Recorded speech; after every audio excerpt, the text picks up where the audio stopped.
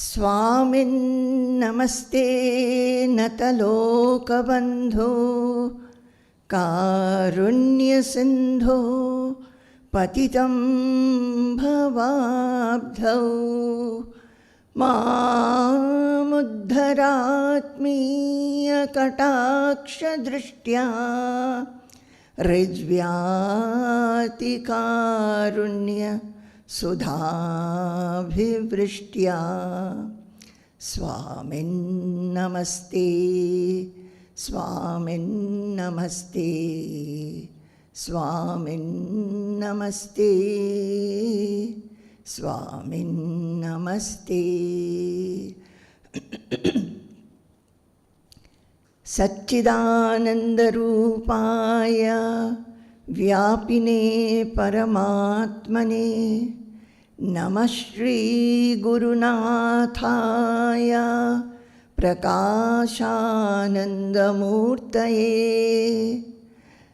सत्यानन्दस्वरूपाय बोधैकसुखकारिणे नमो वेदान्तवेद्याय गुरवे बुद्धिसाक्षिणे यस्य प्रसादात् अहमेव सर्वं मय्येव सर्वं परिकल्पितं च इत्थं विजानामि सदात्मरूपं तस्याङ्घ्रिपद्मं प्रणतोऽस्मि नित्यं तस्याङ्घ्रिपद्मं प्रणतोऽस्मि नित्यं। जय गुरु, जय गुरु, जय गुरु, जय गुरु।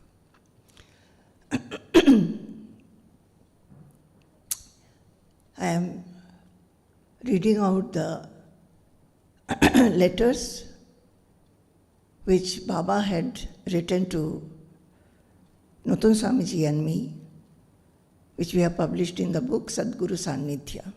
Unfortunately, all the letters which were written by Baba to Swamiji, nobody had preserved it, so they are all lost.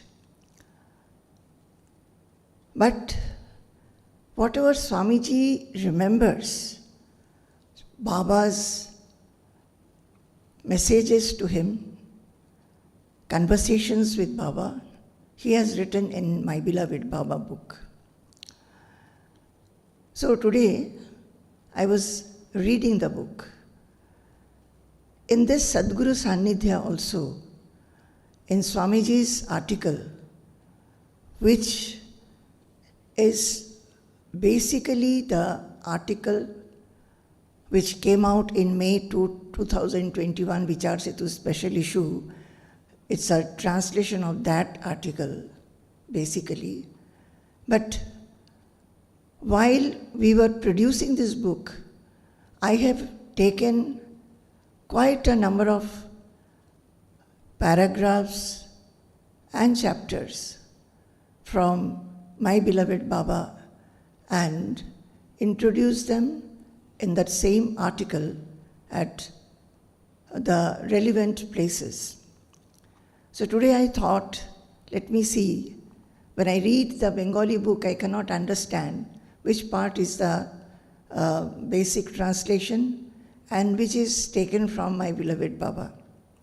So today I was reading My Beloved Baba, where I had marked them, those paragraphs and chapters. And you know, as I was reading them, my eyes were getting filled with tears. Why? I was feeling. And after some time, when I ended one particular chapter, the last chapter that Swamiji has written in this book about Baba, this is the book, My Beloved Baba. And the last chapter, the end is so touching.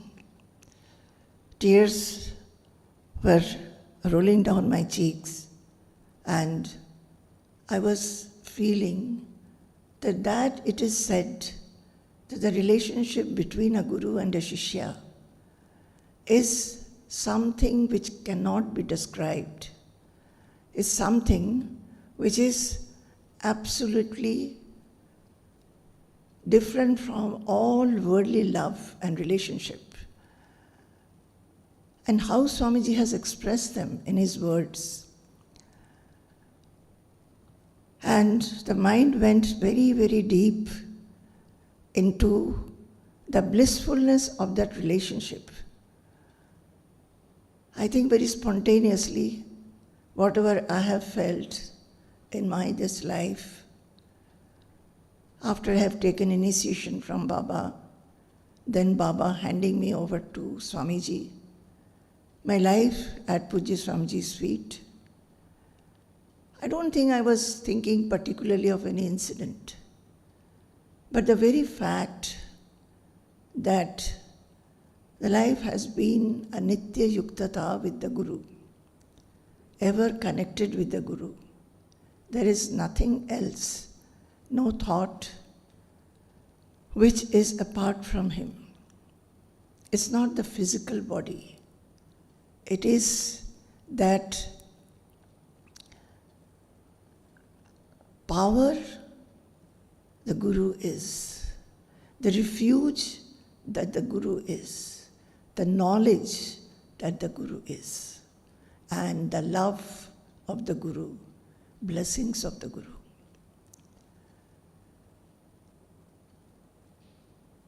It's very difficult to express.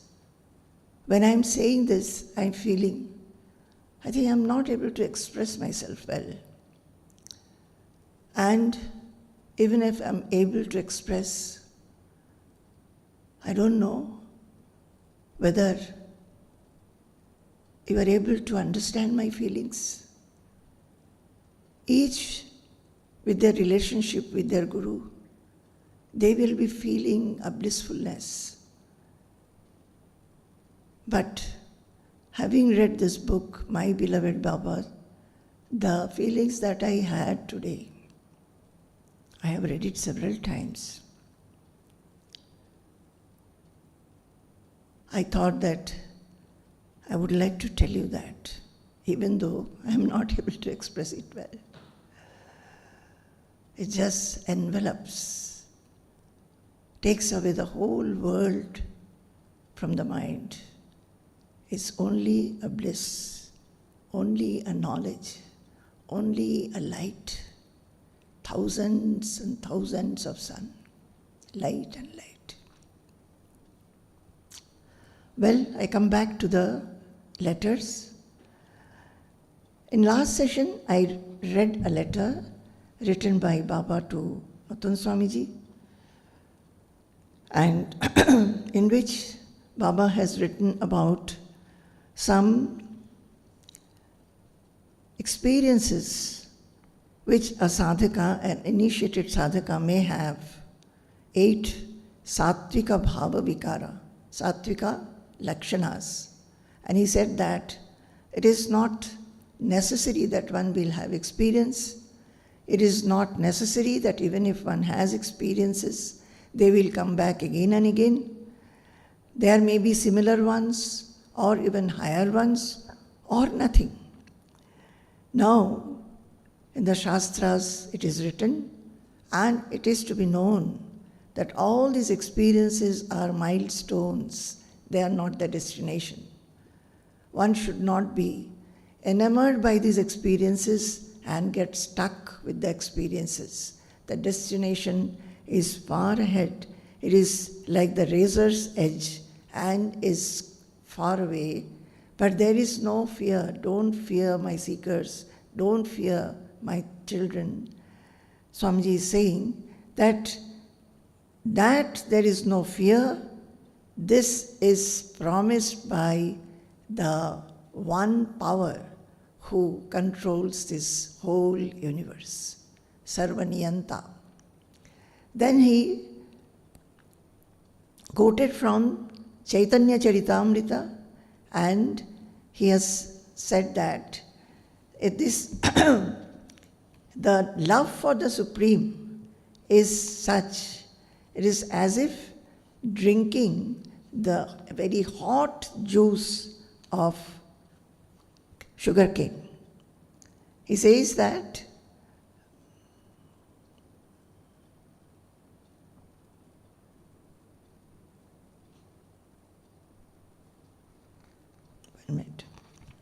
hot juice of sugarcane. He says that the taste of that love is like chewing hot sugarcane. It burns the mouth, but one cannot cast it off. Once one develops love for the Supreme Lord, it cannot be got rid of anymore. One will be fully immersed in that, one will be full with that. Like hot sugar cane, it will be that as you chew it, you feel the sugariness, the sweetness. It is hot. Every moment one will feel like throwing it out, spitting it out, but one is not able to because of the sweetness. So the example, that comparison has been given like this in Chaitanya Charitamrita. And in Narayana Gita, which I had told you, in Narayana Gita, so Swamiji's Gurudev was Swami Narayan Tirthadev of Dhaka. He had composed this small poem where it is said that people think the seeker lacks so many things. From outside, one will feel that, oh, he has nothing. But his mind does not feel any lack. The jnani, the seeker who is on this path of jnana, he may be lacking many things outwardly. People will feel he doesn't have anything to be as his possession. But in his mind he has no lack, no insufficiency. Freed from all insufficiencies, he floats in constant ananda. Then Baba said that don't heed to what people say, because Nauttam Swamiji would have written that his body, everybody is saying that he has become thin, weak, etc. So Baba is replying to that, don't heed to what people say. The body will not get emaciated. It will only get purified and grow with new elements. Ma bhai, don't fear. I think I have left, by mistake, I left the next para. I think so. So I'm reading it out. Baba ends the letter like this. Do not look for experiences. So this is his advice. And this advice is for every sadhaka. Every sadhaka gets enamored of the experiences. If experience is bad, like restlessness, worries, and you cannot focus on the mantra, so that's a bad experience.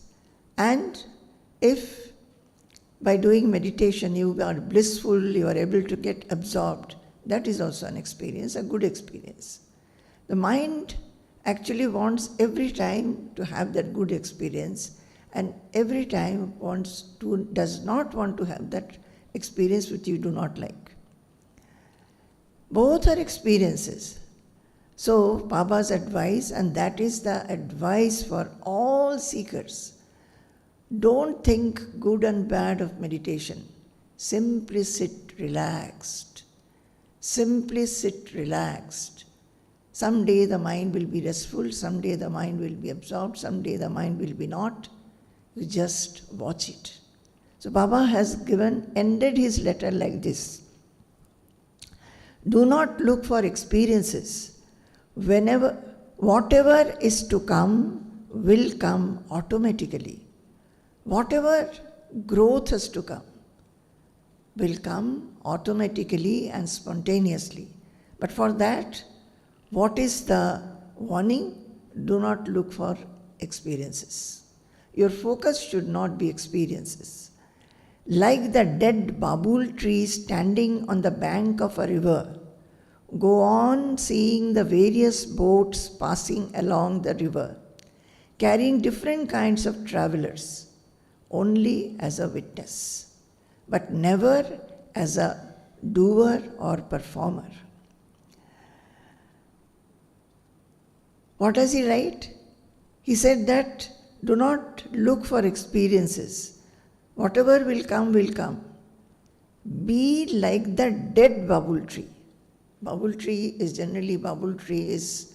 having lot of thorns. Maybe there is a bubble tree on the bank of a river. Baba is writing dead bubble tree. If any plant is living, that plant also moves along with the breeze and all that. The leaves will be moving. The dead bubble tree, nothing is there. Maybe just the stem is there. All leaves have fallen. So, just be like that, immovable, standing on the bank of the river. Just like on the bank of the river, if there is a dead tree, only the stem is there. And on the river, boats are carrying various things.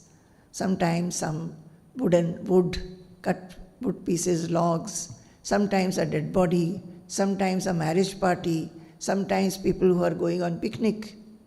All are flowing on the river in the boats. And that bubble tree is just the witness. It is just watching them. It doesn't expect anything. No experience it is having. No experience it wants. It doesn't expect. So be like that.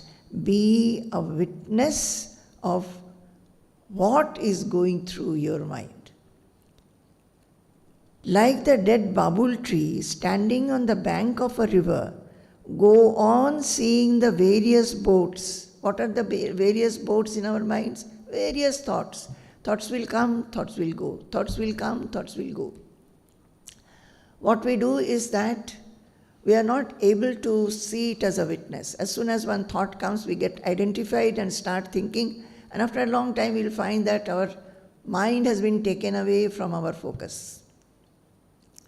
So, go on seeing the various boats passing along the river, carrying different kinds of travelers, only as a witness.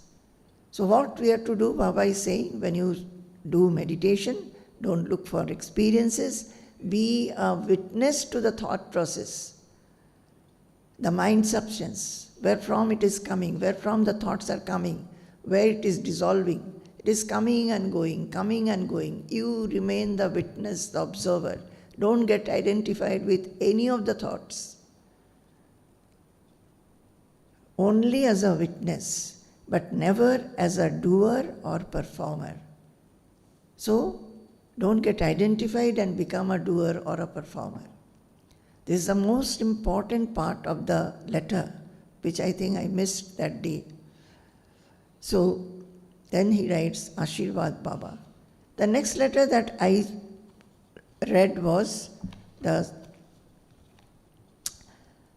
you must take the name of God mentally, constantly, and slowly you will have such a state, you will reach such a state that you will not have to remember him. And there won't be any kind of kartritva, doership, to remember him. That is, there won't be any effort to remember. By making a practice of remembering God, remembering the Supreme, slowly it will happen in that manner that you will not be able to, you will not have any effort to remember. And by his grace, the remembrance will happen spontaneously and by itself. He gives an example that just like we are not constantly thinking, I am a human being, but still we are human beings. Why we are not thinking? Because this knowledge has completely got ingrained in us. We are identified with the knowledge. He is there, the Lord is there, the Supreme is there, in my inside, in my outside, everywhere. He is the only controller. Have this faith strongly, then you will have no fear.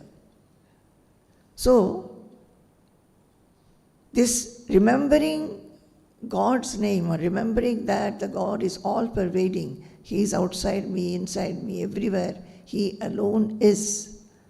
Initially we have to practice, we have to remember, but slowly it will become a knowledge with which we will be identified, and then we don't have to have any effort to remember. And this knowledge that He is everywhere and He is the only controller, if you have this faith strongly, steadily, unflinchingly, unflickeringly, then you will have no fear. Then, because when you think like this, you are not the controller. He is the controller. When we feel that I am the karta, I am the controller, I am the doer, the kartrutva bhava, the doership comes, and then only we get into trouble. When the ego comes, all kinds of suffering also comes. Because then we fear. I feel that I have to do this, will I be able to be successful? I have to say this, will I be able to say properly? So many things, constantly this factor I, the I-ness. What is this I-ness? The I-ness is a differential attitude, I and everything apart from I. There is I and others. So when we have that, when apart from me something else is there is hatred, there is fear, there is anxiety, all these things come. When we know that only one is there and I am in that, I am also soaked in that oneness. There is no differentialness. Then there is no fear from anything. So when we feel that I-ness, then all the dangers come. He also said in the next letter that a very big temple with lot of money, it's a very big decorations, and even the sculpture, everything is very good. Many devotees throng there. It's not that in that temple the presence of God is more. And in any simple ordinary temple, the presence of God is less. If we think like that, then the sarva vyapitva, all-pervadingness of God is lost. Because God is same everywhere, pervaded everywhere in the same manner.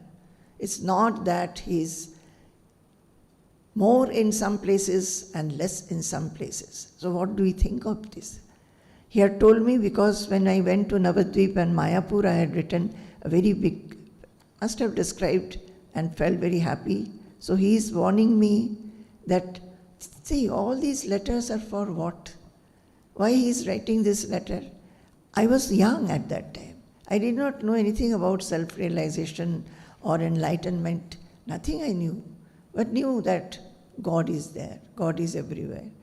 But he is trying to make my mind feel that, get identified with this all-pervadingness of God. That is why he is saying that God is everywhere and he is inside, outside, and even if we do not think that I am a human being, we are human being, we don't have to think it, because that knowledge is there in us. Similarly, by practice, if you keep on taking God's name, keep on thinking about Him, His all-pervadingness, it will become ingrained in you sometime. And in the next letter, he is saying that don't think that God is somewhere more and somewhere less. So what does it mean? Remaining in a household? What should I think then? That, in this household also, which we feel generally, it is a worldly place. We are doing only worldly work. God is there in the same manner as He is in a temple or a pilgrim spot. If you change the attitude like this, my dear children, what happens? You start feeling your house is a pilgrim spot. Your house is a holy place. And you will behave like this also. When we go to a temple, when we go to give puja, when we go to a pilgrim spot, how is the attitude of the mind? That will take place while remaining in the house also. These are the changes. When we go to the Guru, these small words have to be taken. Small words, one is enough. One is enough, because the Guru is constantly wanting the disciples, the seekers, the devotees to come out of the constricted outlook into the universal outlook. So every word is important, every word is like a pearl. In 1977, he writes,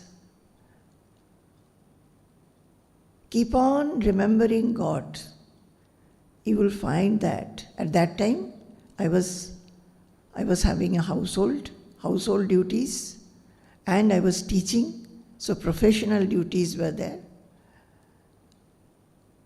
So he's writing that keep on remembering God.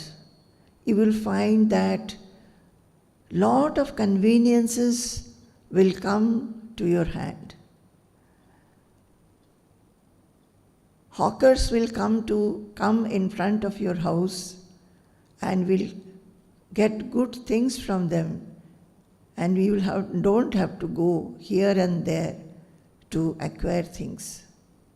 Those who call God with one pointed mind, then for them, Karunamay Bhagavan, all-merciful God, gives them everything that they need. You know this Bhagavad Gita, the sloka, it's a very oft-quoted sloka also. Ananyas chintayanto mam ye janah paryupasate tesham nityabhiyuktanam yogakshemam vahamyam. See, Baba has not written the shloka. I was not introduced to Sanskrit shlokas at that time. Bhagavad Gita I was reading, but I could not, maybe at that time I could not understand the relation between the two, what Baba has written, and that this shloka he must have been meaning this shloka. But he is written in very simple language in Bengali. Jara mon diye Bhagavan ke dake, tader sob bishaye করুণাময় ভগবান প্রয়োজন মতো সব জিনিস যোগান দিয়ে থাকেন. Those who call God with all their heart and mind, all-merciful God, give them all that they need every time. And this sloka is also that those who worship me in and through everything, considering me non-different from themselves, remaining ever connected with me, that is, constantly connected by remembrance, for them I ensure total welfare, yoga and kshema. That is, whatever you get, whatever is necessary, you will get, and also those will be preserved. So, these things written in simple language, it had great effect in my mind, and I used to think that the mind should be like this. Baba is writing, those who call God with their whole heart. So then I will be introspecting. Am I calling God with my whole heart? No, my mind goes here and there. I want, apart from God, I want little bit of this also, that also. So, how to become wholesome? How to become one-pointed, remaining in the household? That was a constant question in my mind, as I have told you. How doing the ordinary day-to-day activities, how can we remain connected with God always? That has been a question of life and death for me, always. Then he says, আমরা মানুষের কাছ থেকে উপকার পেলেও মানুষের মাধ্যমে সেগুলো যে ভগবান দত্ত তা আমরা অনুভব করতে পারি না। We get help from people, but that the help has been from God through the medium of somebody, we do not understand. If we had understood, then immediately we will feel the presence of God in the person who has helped us. So he is saying that consider and see God in everything, everybody. When somebody helps you, that is through God alone. Similarly, he has not written, but when somebody hurts you also it is so. That is also from God.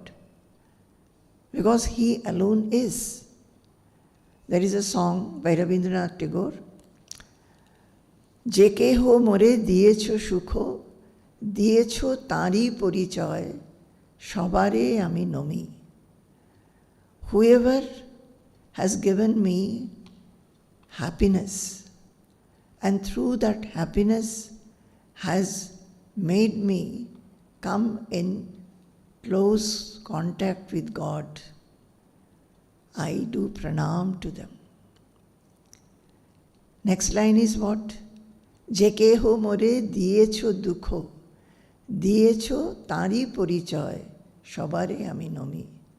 And those who have given me hurt, those who have hurt me, given me unhappiness and misery, but through that misery I have remembered you, O God. I do pranam to all of them. Because you alone are there. Everything is the extension of the self. He writes, because of his wish, his grace, this whole world is going round and round in the most perfect and excellent manner. Those who remember this, their wishes are fulfilled. We must remember, stop. In our day-to-day life, which is very active, always we are running, doing this work and that work. We don't stop to think who is making us work, how these limbs are working, how the mind is thinking, how the intelligence is taking decisions. We have not made any of them. We have not created any of them. Where from they have been created? Who has created? Where is he? It's by his wish that we are being active. We should stop and think. When we think like this, we acknowledge his presence. We acknowledge his great supreme power. We acknowledge his presence in the whole world and in us, and find that this world is going round and round in a most harmonious, rhythmic manner. Who is that? Who is controlling that? And we are only a speck in that rhythm. My dear children, God has given us mind and intelligence. We must think. We must stop and think. Then there is bliss. When we think like this, we understand the great, supreme magnificence which is there everywhere. The whole consciousness, the whole presence. If you call it God, it is God. If you call it Brahman, it is Brahman. If you call soul, it is soul. But it is that one pervading oneness. It's the oneness. And in that oneness, like bubbles, we are. In Bhagavad Gita, what Baba is writing, it is through his wish, it is through his grace that this whole world is running perfectly. So in Bhagavad Gita 18th chapter, there are 2 slokas. Yata pravrittir bhutanam yena sarvamidam tatam swakarmana tamabhyarchya siddhim vindati manavaha.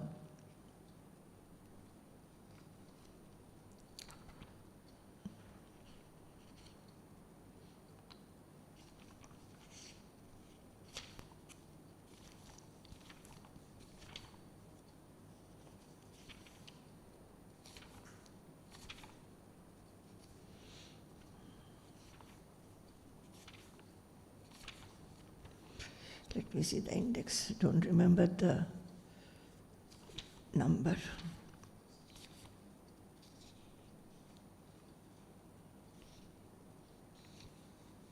(1846). Yata pravrittir bhutanam yena sarvamidam tatam. It says that is the source from which all beings have emerged and by which all this is pervaded. One must offer their actions. The second line is that. Swakarmana tamabhyarchya. Knowing that it is that power, the supreme, from which everything has emerged. Yataha pravrittihi bhutanam yena sarvamidam tatam. From this source, all beings have emerged, and by which all this is pervaded. So knowing this, offer your karma to that. And the next one is Ishvara sarvabhutanam hriddesherjuna tishtati bhramayan sarvabhutani yantrarudhani mayaya. Ishvaras sarvabhutanam hriddesherjuna tishtati bhramayan sarvabhutani yantrarudhani mayaya. It says that, O Arjuna, God dwells in the heart of all beings. That is what Baba is saying, that He is there in our inside, in our outside, everywhere. And also, this shloka says, Ishvara sarvabhutanam hriddesherjuna tishtati. Hey Arjuna, in the hridaya, the heart, for all beings, it's not that for only you, for every being, God resides in the heart. Bhramayan sarvabhutani yantrarudhani mayaya. And by his own inscrutable power, that is Maya, he makes everyone whirl around. That all the activities that we are doing, it is controlled by him. They say there are those, what is it called in English? That's Katputli, puppet show. The puppets will be, there will be a story. The puppets will be dancing and there will be a story, a drama. But the threads of the puppets are in the hands of the people who are making them dance. Similarly, we are all puppets in his hand, and he is making us whirl around and do activities which he wants us to do. We feel we have planned and we are doing, but actually it is not so. Even though when we plan, and we plan it in a nice manner, and sometimes we find that whatever we have planned has not come through, still we do not understand that we are nobody to control. We can only give our full effort. That God has given us that Shakti, that power. He has given, give your full effort. Don't be lazy. Do everything perfectly. As the whole nature is perfectly running, similarly, you also run perfectly. As after summer the rains come, after the rains there will be a little autumn, and after the autumn the winter comes, again after the winter the spring comes, again the summer comes, and the flowers, the fruits, everything will come. mango will not grow in winter season. Oranges will not grow in summer season. It doesn't happen. Why? It is somebody's wish. That is how He has designed this whole earth, whole universe. He has designed us also. But He has given us, by His Maya, He has given us an ego that I am doing. But He has given us mind and intelligence to cut asunder that Maya's knots and become free. So, this is what he says, that when we should remember this, that it is because of His wish that we are doing everything. Then he writes, everything is given by God. Everything,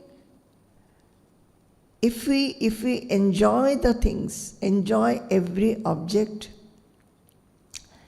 that we are fortunate to enjoy, if you enjoy those with this knowledge that everything is given by Him. I may think that I have earned money and I have bought a very good car. I have done it. But He has wished it, that is why we have got. This knowledge, this Nitya Yuktata, what is that? It is to be connected to this knowledge. It is not that you remember God and simply keep on rotating the name. The knowledge, you should get connected to the knowledge, be established in the knowledge that this is what Ishvara Sarva Bhutanam Dhriddeshe Arjuna Tishtati Brahmayan Sarva Bhutani Yantrarudhani Mayaya.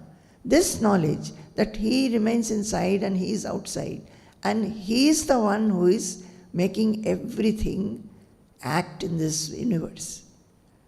So, if we enjoy the things, acquire the things while acquiring, while enjoying, if we feel this is God's wish given by God, then we will not become attached to anything.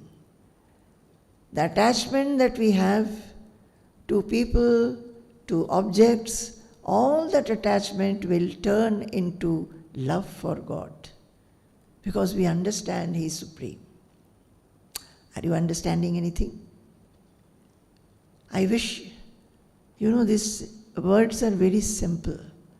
In Bengali, সমস্তই ভগবানের দান, সবই তাঁর দেওয়া বস্তু আমরা উপভোগ করছি, এই জ্ঞানে ভোগ করলে সেই আসক্তি ক্রমে ভগবৎ প্রেমে পরিণত হয়. If we enjoy everything, understanding that it is given by Him, though I have earned, I have acquired, I am enjoying, it is because of His wish. In that case, no clinging will be there, no attachment will be there. Everything will turn into love for God. But don't be disappointed. Now, reading all this, a seeker may feel, how to remember God always, how to remember all this knowledge. We are only doing things and we feel that I am doing, I am enjoying, I am getting, I am acquiring, I am speaking. Constantly the I comes. So it is very effortful. Will it ever happen? That disappointment may come. Although we are wanting to do it, we find that we are not able to do it fully. The I comes in. So Baba is consoling us, saying, don't be disappointed. You will have to do a lot of work in this world, which are worldly work. People will feel those are worldly work. But think that all that work is given by God and you are doing it to please Him. Think like this and work. then you will not be disappointed.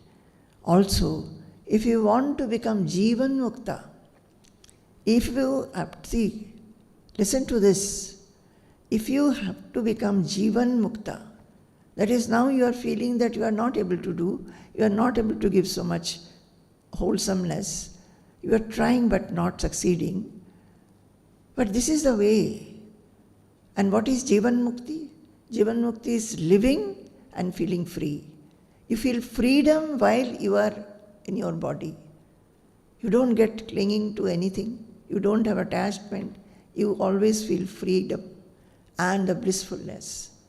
So he says that Jivan Mukta, if you want to become a Jivan Mukta, if you want to live in this world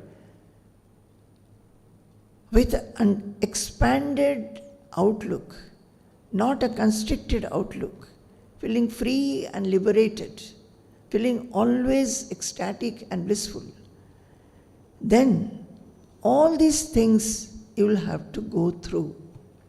So what he's saying? He's saying that don't be disappointed that you are having to do these activities which are called worldly, and you are not immediately able to evolve to such thoughts of remembering Him constantly or finding God everywhere, not remembering that it is He whose wish is getting manifested. Doesn't matter. Don't be disappointed. Keep on practicing. Keep on practicing. Because to become a Jivan Mukta, everybody has to go through this path. There is no other way. He says, there is no anxiety, no fear. There is no worry for this. Without fear, do all the household work that comes at your door. Without fear, take up all the responsibilities and perform all your duties which you have to do. Everything will be all right.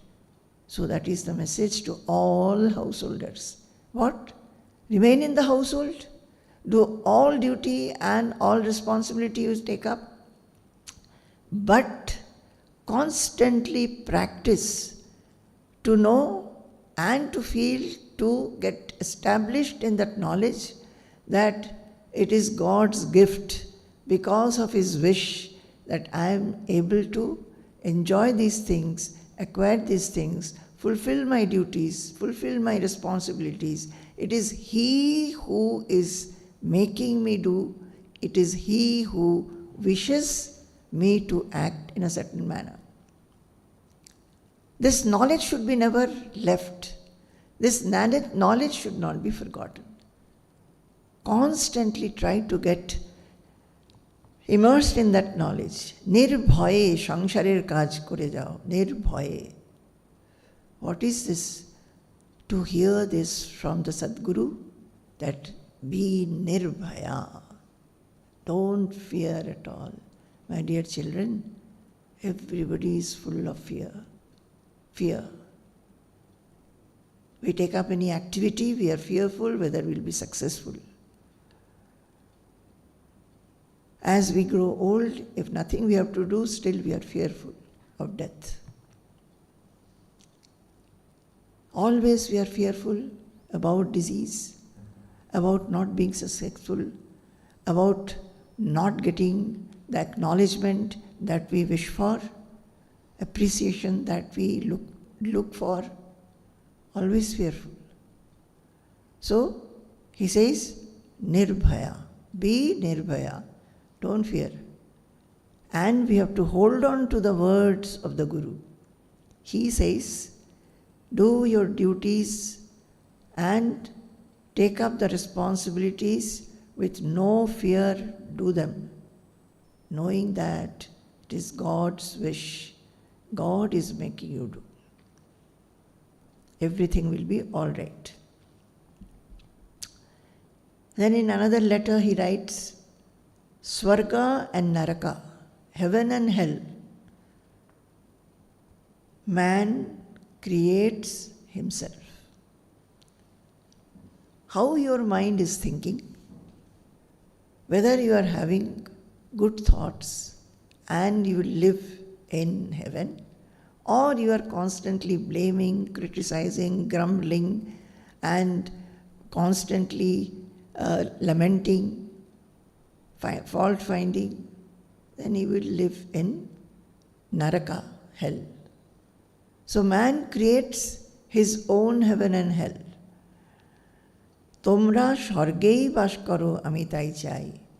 So Baba is writing to us, Swarga and Naraka, man creates himself. I wish that you will remain in heaven. That means what? Cultivate good qualities, good thoughts, so that you can remain in heaven, not in hell. So that gives, if you read it just like a sentence in a letter, you can do it. But everything, if you read and you feel, I can also do it, I will have to do it because my Guru has said it, then you become a seeker. You become a sincere seeker.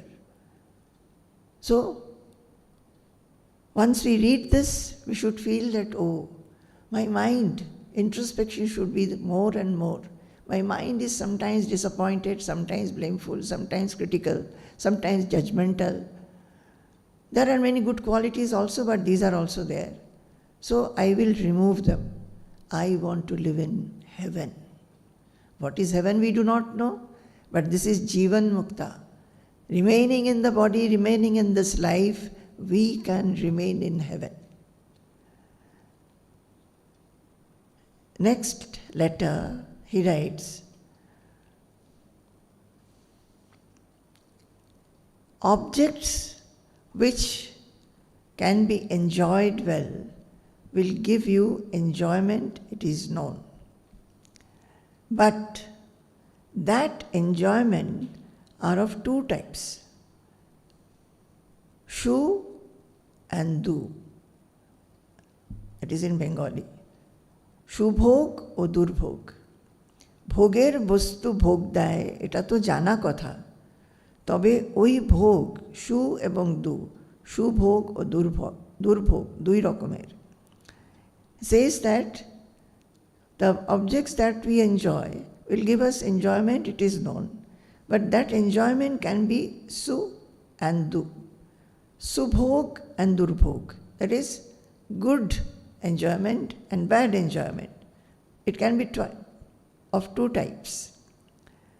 Some people, they take, wait, the translation is here. There are people who weep even while taking delicious food. And again, there are others who live happily on puffed rice, full of husk.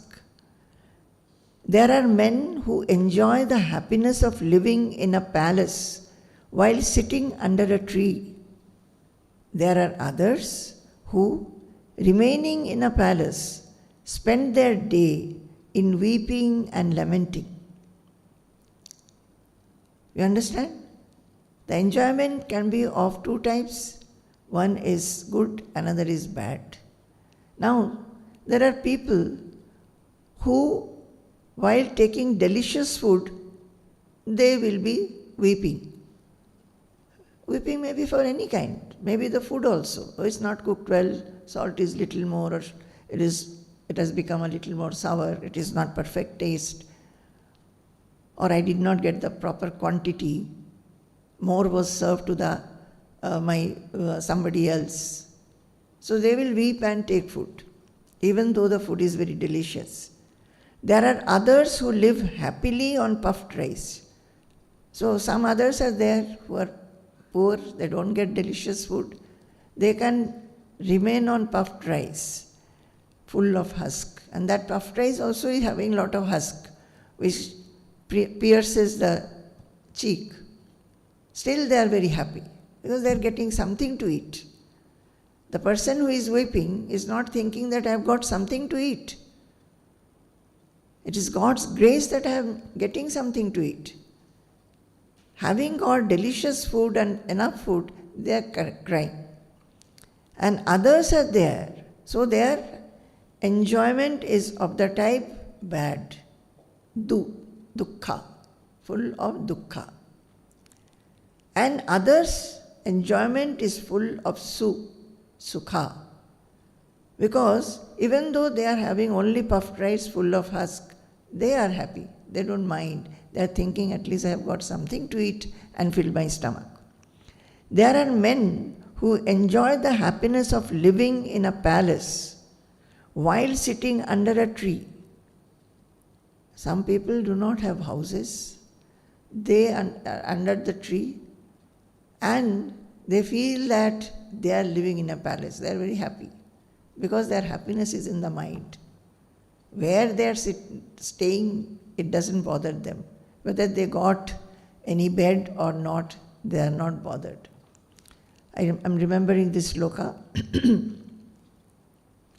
Kaupinam shatakhanda jarjaratam kantha punastadrishi naischintyam nirapeksha bhaikshamashanam nidrashmashane vane swatantrena nirankusham viharanam swantam prashantam sada स्थैर्यं योगमहोत्सवे पिचयदि त्रैलोक्यराज्येन किम् कौपीनं शतखण्डजर्जरतरं कन्था पुनस्तादृशी.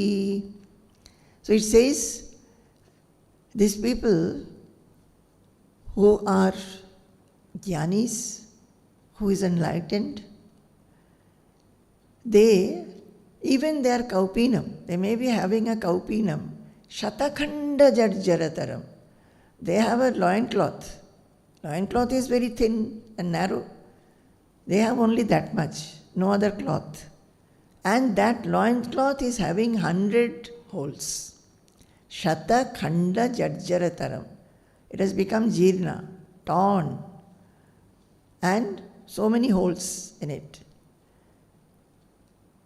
Kaupinam shatakhanda jarjarataram kantha punastadrishi. And there is a cloth to cover him. And that cloth is also equally so, full of holes, and it's simply got torn here and there. Naischintena nirankush, no. Kantha punastadrishi. Oh, forgetting. Just now I chanted. This is the old age. Kaupinam shatakhanda jarjarataram kantha punastadrishi naischintena nirachanam. Do you know? Anybody can help me with this sloka? Huh? Naischintena nirapeksha bhaikshamashanam nidrashmashane vane. Naischintena nirapeksha bhaikshamashanam. Naischinta means, it comes from the word nischinta, without any chinta, without any thought or worry, anxiety or worry. Nirapeksha bhaikshamashanam. He doesn't expect any food, but if he has got some food, he eats it. Naischintyena nirapeksha bhaikshamashanam nidrashmashane vane. And he sleeps anywhere. Either whether it is smashana, a cremation ground, or even a forest. Swatantrena nirankusham viharanam. But he feels independent. Swatantra, he has independence. Nirankusham, without any hindrance, viharanam. He is going around everywhere without any hindrance, according to his own will. Swatantrena nirankusham viharanam swantam prashantam sada. Swantam. What is his condition? Kaupinam is tattered, full of holes. Even the cloth that he covers himself is similar. He gets food, whatever foods he gets, he eats that, he sleeps, even if it is cremation ground or in the forest, wherever he gets, he sleeps. But he moves about with his own swatantrata, independence, without any hindrance, with his mind like this. What? Swantam. The mind is always absorbed in himself. Swantam prashantam. Mind is prashanta. Mind is not restless. I want the situation to be like this. Oh, if it was like this, I would have been more happy. Not like that. Whatever comes, accepting. Whatever goes, let it go. Swantam, his mind is absorbed into the soul. Prashantam and sada, always. Sthairyam yoga mahotsave pichayadi. And he is steadfastly in the yoga or union with his one's self or soul. That is called the Mahotsava. We look for Utsava and Mahotsavas constantly in our life. One Utsava, one festivity goes, we look for the other festivity. One is over, we look for another one. And big Mahotsava coming, everybody runs there. We are only looking from one to another, one to another. Restless we are. And here, Sthairyam, he is sthir. He has that sthirata, steadfastness, stableness in what? Yoga, yukta, with his own self. That is why Trailokya Rajyena Kim, even if the whole 3 worlds were given to him, what of that? He is so prashanta. He doesn't expect anything. He doesn't want anything. Whatever comes, he is happy. So in this, Baba is saying exactly the same thing. That some people weep even while taking delicious food. Again, there are others who live happily on puffed rice full of husk. Like this, the sloka that I chanted. There are men who enjoy the happiness of living in a palace while sitting under a tree, like this yogi, who, whether cremation ground, whether footpath, whether in the forest, he is okay, happy. Sound sleep he has. He feels that he is in a palace. There are others who, remaining in a palace, spend their day in weeping and lamenting. And there are others who are actually in the palace with all kinds of comfort and luxury. They spend their day in lamenting. So, Baba is saying, when the duties of life are performed with vichara, introspection, it will certainly bring happiness. বিচারপূর্বক আমরা এই সংসারে কর্তব্য পালন করলে তা সুখেরই হবে. If we introspect over every thought, every speech, every action, every interaction and behavior, that why we are doing this, what do we get out of it? Is it going to remain with me or is it only transitory? Why do I get so much attached? Why I am lamenting? Will anything remain with me? Why I am not happy with whatever comes to me? So, when we introspect like this and try to improve our outlook by knowledge, by enlightenment, then we become happy. And that happy is the eternal happiness. Then,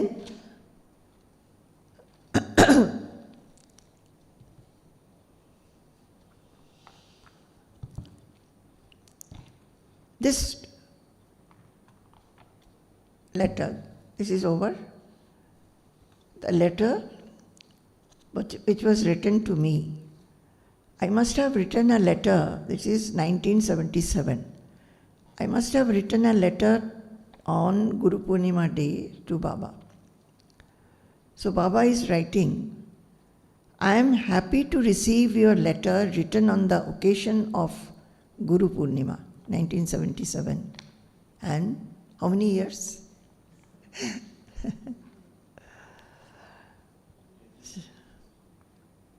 Many years. Yes. I am happy to receive your letter written on the occasion of Guru Purnima. Whatever you have written are the words of any sadhaka seeking paramartha, the ultimate goal. I don't know what I had written, but I used to be very open. I would be writing all my mind's feelings, emotions, successes, failures. I never felt that will he think that why she is asking such silly questions or why she is asking again and again. I would not feel that. I would keep on asking so that I got some reply, which reading, rereading, I would feel that I'll be able to cross over whatever I felt was a constriction. So, I must have written something. Baba is writing, whatever you have written are the words of any sadhaka seeking paramartha, the ultimate goal. I know what your true aim is, but it takes time to reach that. You are quite on the right path. I have my watch on it. So, Baba is consoling me and giving me encouragement that you are on the right path. Whatever is your aim, it will take time, but you are on the right path. I have my watch on it. I am watching your path. This is what the Sadguru does. We do not understand it, that he is actually watching our path. And if you are in the close association, he will tell you when you are going wrong. But one must give the freedom for him to tell.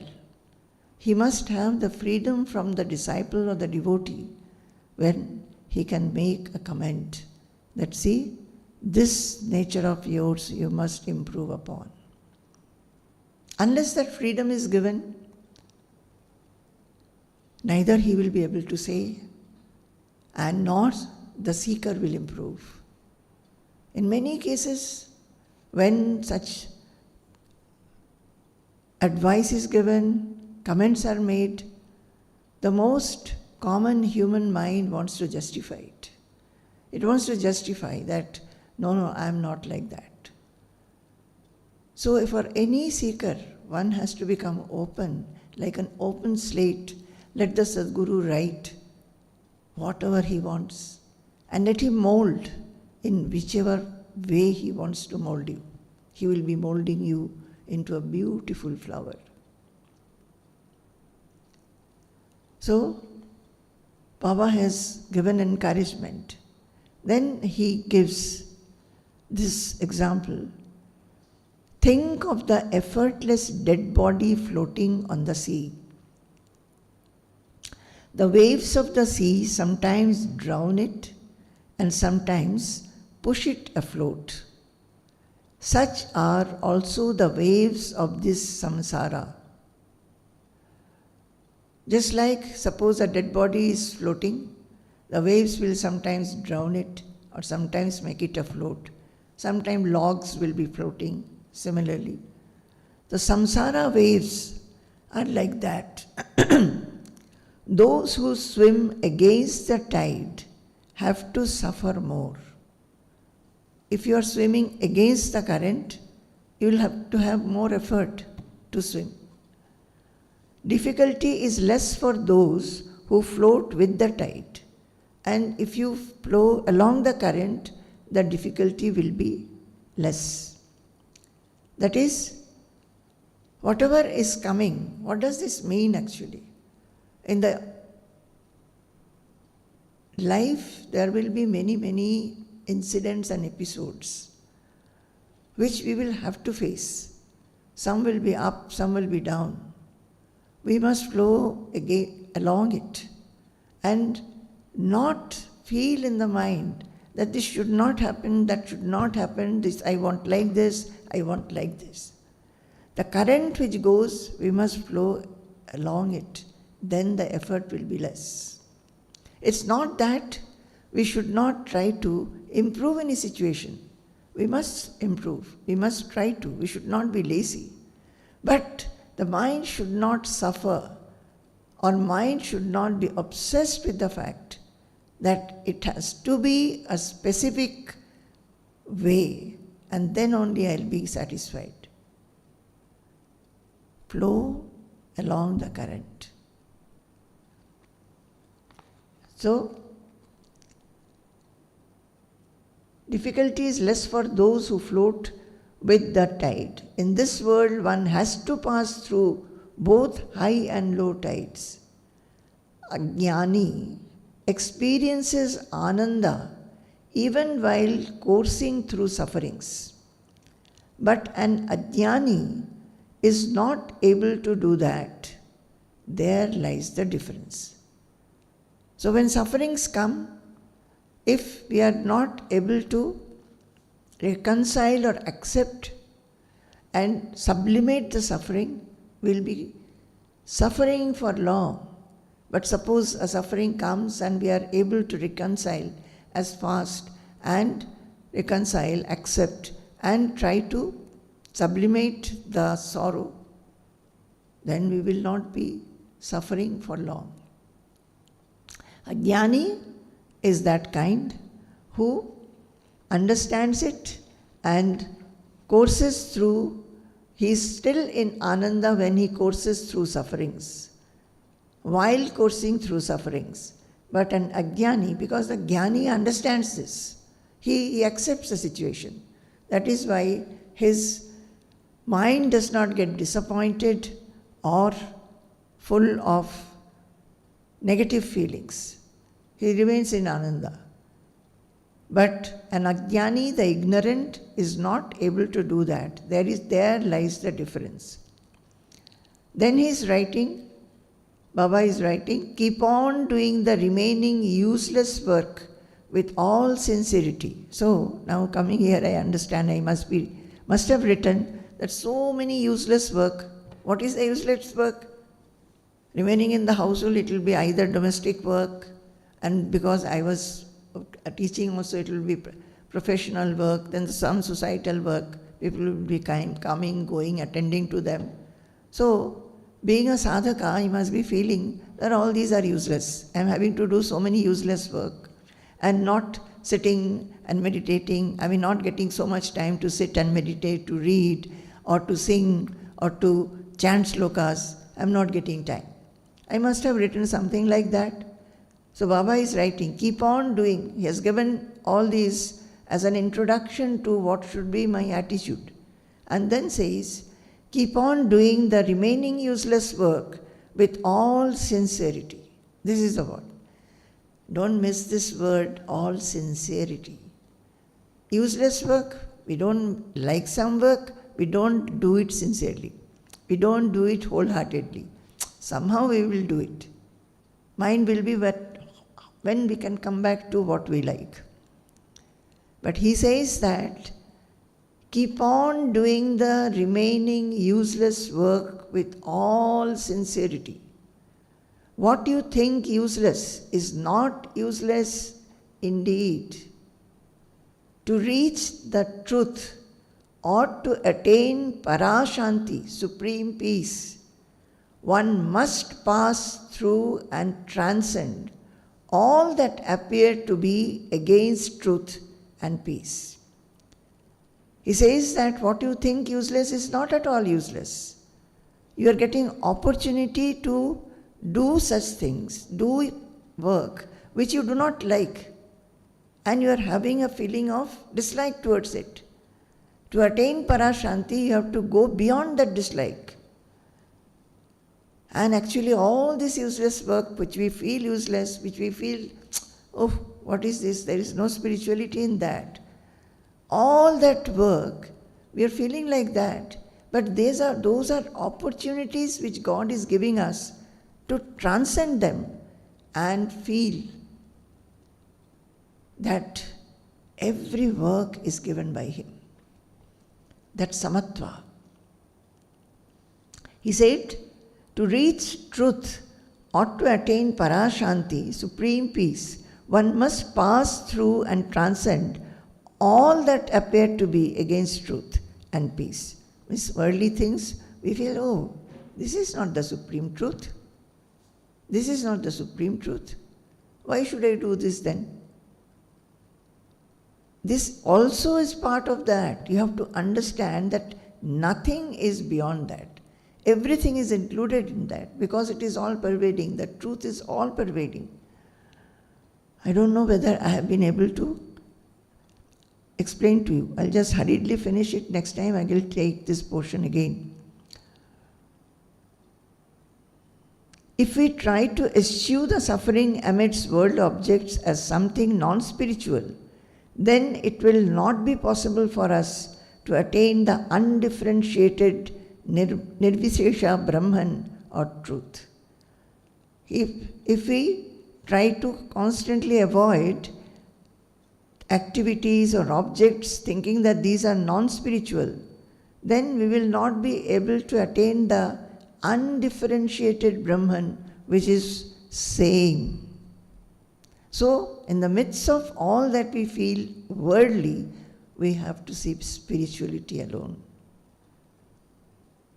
That is the sadhana. So, receive everything as His loving gift. Do not consider worldly activities as botheration. Regard all these as part of sadhana and go ahead. All seekers progress like this. There is no other way. Do not worry at all. My dear children, these sentences were ever etched in the heart in golden letters. And I think ever since, every act I have taken to be sadhana. Many times I have told you, even when we came at the feet of Swamiji, everything was very different.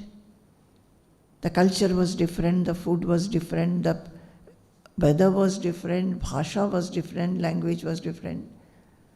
Customs were different, everything was different. Could not talk to anybody except Swamiji, who knew English and one or two more. Had to immediately look after the domestic side, constantly from morning till night, doing heavy work which I was not used to.